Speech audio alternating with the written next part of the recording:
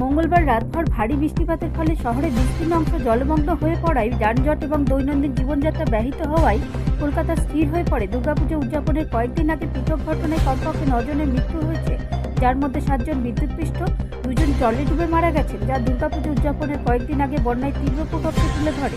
Rail metro পরিষেবা ব্যাপকভাবে প্রভাবিত হচ্ছে। একাধিক দূরপাল্লার ট্রেনের সময়সূচি পুনর্নির্ধারণ করা হয়েছে এবং বিমানবন্দরের রানওয়ে জলমগ্ন থাকায় 30টিরও বেশি বিমান বাতিল করা হয়েছে। আবহাওয়া বিভাগের মতে মাত্র 3 ঘন্টায় শহরে 185 মিলিমিটার বৃষ্টিপাত রেকর্ড করা হয়েছে, যা বছরের পর বছর ধরে সবচেয়ে ভারী। কলকাতার ভারতীয় আবহাওয়া অধিদপ্তর আইএমডি জানিয়েছে যে বঙ্গোপসাগরের উপর নিম্নচাপের কারণে গাঙ্গেয় পশ্চিমবঙ্গে হালকা থেকে মাঝারি বৃষ্টিপাত অব্যাহত থাকতে পারে, যা উড়িষ্যা অন্ধ্র উপকূলের দিকে অগ্রসর হওয়ার সম্ভাবনা রয়েছে। ইতিমধ্যে আলিপুরে 24 ঘন্টায় 247.5 মিলিমিটার বৃষ্টিপাত হয়েছে এবং বেশ কয়েকটি পাড়ায় অতিরিক্ত বৃষ্টির খবর পাওয়া গেছে, যার ফলে রাস্তাঘাট, বাড়িঘর, বাজার ডুবে গেছে। বৃষ্টিপাতের ফলে রেল মেট্রো পরিষেবা ব্যাহত হচ্ছে, একাধিক দূরপাল্লা ট্রেনের সময়সূচি পরিবর্তন করতে বাধ্য হচ্ছে এবং উৎসবের প্রস্তুতি ব্যাহত হচ্ছে।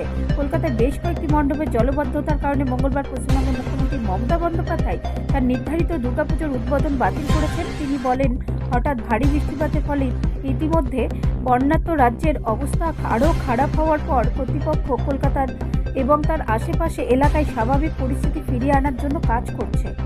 ব্যুরো রিপোর্ট, রাষ্ট্রীয় প্রসার বাংলা।